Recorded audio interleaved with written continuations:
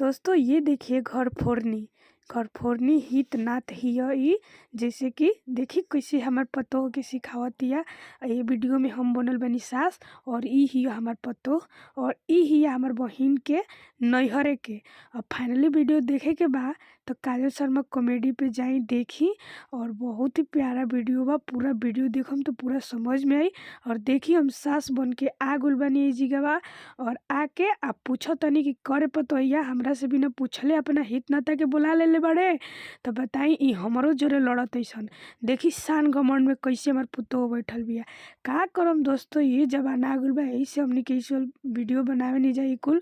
और देखी कैसे नीलुआ खातिया और यहाँ पे शूटिंग होता और पीछे से हमारे भाई ब्लॉग बनाता आप सबके लिए कि आप सब देखी जा हम लोग कितना मेहनत करते नहीं जा। और ढेर सारा प्यार दीजा, कमेंट जरूर करी जा प्लीज़। हमार मुँह दुखा गइल बा कमेंट मांगत मांगत।